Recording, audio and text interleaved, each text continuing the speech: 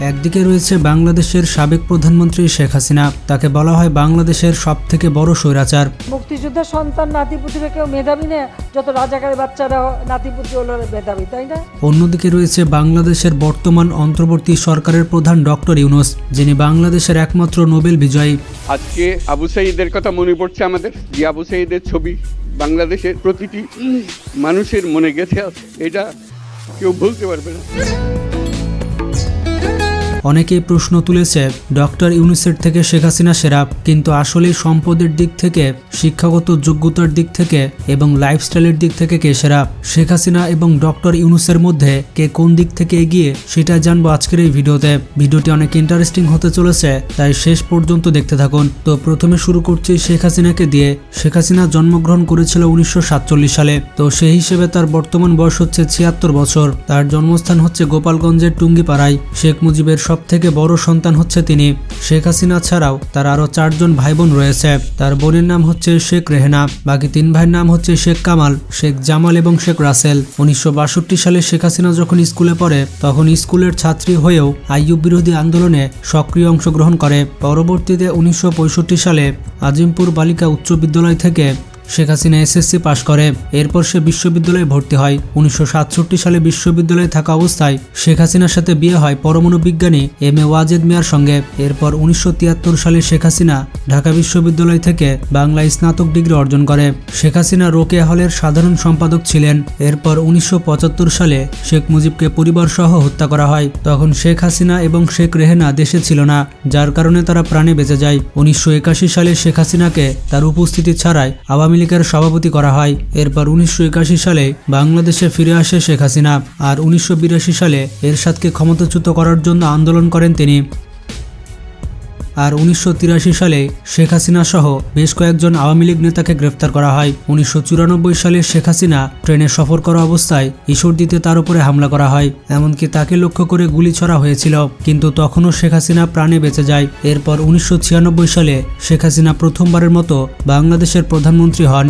এরপর 1997 সালের 2 ডিসেম্বর বাংলাদেশ সরকার এবং চট্টগ্রাম জনসংযোগ সংহতির সঙ্গে রক্তক্ষয়ী সংঘর্ষ বন্ধে ঐতিহাসিক শান্তি চুক্তি স্বাক্ষরিত হয়। এরপরে আবার 2004 সালে শেখ হাসিনা যখন বক্তব্য দিচ্ছিল, তখন তার উপরে গ্রেনেড হামলা করা হয়। তবে ইলিয়াস হোসেনের রিপোর্ট থেকে জানা যায় যে এটি শেখ হাসিনা নিজেই করিয়েছিল, কারণ হাসিনার ওপরে যতবারই হামলা হোক না কেন, সে শারীরিকভাবে আহত হয় না, তার শরীরে কোনো রকম আঁচড়ও পড়ে না। এই ঘটনায় প্রায় 300 জন মানুষ আহত হয়েছিল। পরবর্তীতে 2007 সালে শেখ হাসিনাকে গ্রেফতার করা হয়। এর 11 মাস পর 2008 সালে শেখ হাসিনা কারাগার থেকে মুক্তি পায়। এরপর 2009 সালে নবম জাতীয় সংসদ নির্বাচনে শেখ হাসিনা প্রধানমন্ত্রী হয়, আর 2024 সাল পর্যন্ত সে বাংলাদেশের প্রধানমন্ত্রী ছিল। অবাক করা বিষয়টি হচ্ছে, গত 40 বছরে শেখ হাসিনার উপরে 21 বার হামলা করা হয়েছে, কিন্তু প্রতিবার হামলাতে শেখ হাসিনা বেঁচে যায়। তো শেখ হাসিনার সম্পদের ব্যাপারটি হচ্ছে, অনলাইনে শেখ হাসিনার মোট সম্পদের পরিমাণ কত এটা দেওয়া নেই, তবে আনঅফিশিয়ালি শেখ হাসিনা 5 থেকে 10 বিলিয়ন ডলারের মালিক। শেখ হাসিনা ক্ষমতায় থাকাকালীন আওয়ামী লীগ বাংলাদেশ থেকে প্রায় 100 বিলিয়ন ডলার পাচার করেছে, আর বর্তমানে কোথাও দেওয়া নেই শেখ হাসিনার অ্যাকচুয়াল সম্পদের পরিমাণ কত। তো যাই হোক, এবার আমরা ডক্টর ইউনূস সম্পর্কে জানব। ডক্টর ইউনূস কত টাকার মালিক এবং তার লাইফস্টাইল সম্পর্কে। ডক্টর মোহাম্মদ ইউনূস হচ্ছেন বাংলাদেশের অন্তর্বর্তী সরকারের প্রধান, মানে তিনি বাংলাদেশের প্রধানমন্ত্রীর সমমর্যাদায় রয়েছেন। ডক্টর ইউনূস 1940 সালে চট্টগ্রামের হাটহাজারীতে জন্মগ্রহণ করেছিলেন। সেই হিসেবে তার বর্তমান বয়স হচ্ছে 84 বছর। ডক্টর ইউনূসের বাবা পেশায় একজন হাজি ছিলেন এবং তার মায়ের নাম হচ্ছে সুফিয়া খাতুন। 9 ভাই বোনের মধ্যে ডক্টর ইউনূস ছিলেন তৃতীয়। ডক্টর ইউনূস হচ্ছেন একজন অর্থনীতিবিদ এবং উদ্যোক্তা। তিনি 1986 সালে গ্রামীণ ব্যাংক প্রতিষ্ঠা করেছিলেন এবং গ্রামীণ ব্যাংক প্রতিষ্ঠা করার জন্য তিনি 2006 সালে নোবেল পুরস্কার পান। ডক্টর ইউনূস মোট 122টি দেশ থেকে 126টি পুরস্কার পেয়েছে। বিভিন্ন সূত্র থেকে জানা গেছে বর্তমানে তার সম্পদের পরিমাণ $10 মিলিয়ন, যা বাংলা টাকায় মোটামুটি 120 কোটি টাকা। ডক্টর ইউনূস বাংলাদেশের প্রধানমন্ত্রী হওয়ার পর থেকে তার পেছনে অনেক শত্রু লেগে গিয়েছে। অনেক মানুষ রয়েছে যারা তাকে মারতে চায় এবং আবারও ক্ষমতায় আসতে চায়। ডক্টর মোহাম্মদ ইউনূসকে বর্তমানে সুরক্ষা দিচ্ছে এসএসএফ। স্পেশাল সিকিউরিটি ফোর্সের সদস্যরা সবসময় তাকে সুরক্ষা দিয়ে যাচ্ছে।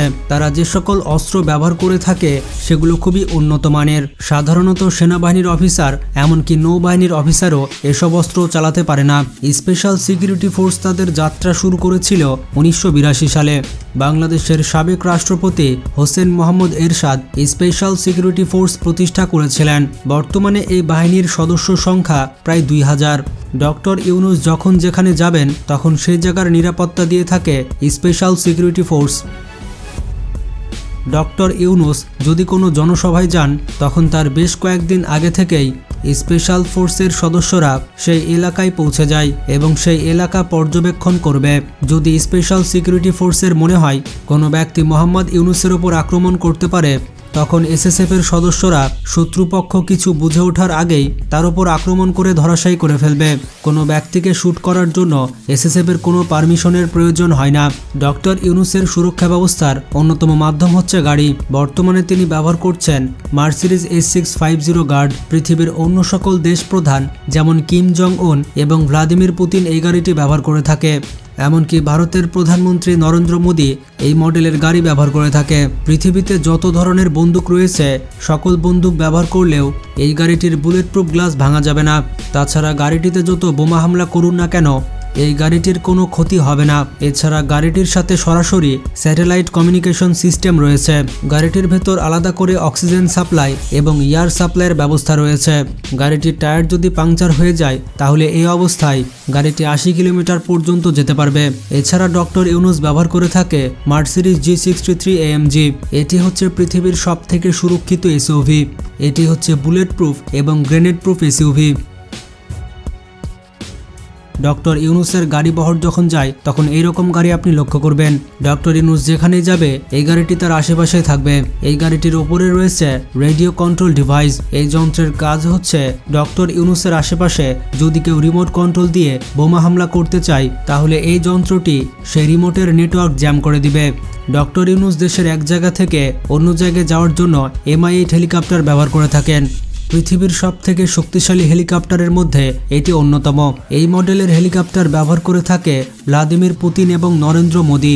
ডক্টর ইউনূস যদি দেশের বাইরে যান তাহলে তার জন্য বরাদ্দ রয়েছে বোয়িং 787 বিমান। বাংলাদেশ সরকারের প্রধান যে হবে তার জন্য এই বিমানটি বরাদ্দ রয়েছে। এটি হচ্ছে পৃথিবীর সবথেকে লাক্সারিয়াস বিমান। এই বিমানটি ব্যবহার করে ডক্টর ইউনূস মাত্র কয়েক ঘন্টার মধ্যে পৃথিবীর যে কোনো দেশে যেতে পারবে। তো বন্ধুরা কমেন্ট করে আপনারাই জানান যে আপনার কাছে শেখ হাসিনা সেরা নাকি ডক্টর মোহাম্মদ ইউনূস সেরা। ভিডিওটি ভালো লাগলে বেশি বেশি শেয়ার করতে পারেন। আজকে পর্যন্তই, ভালো থাকবেন, টেক কেয়ার।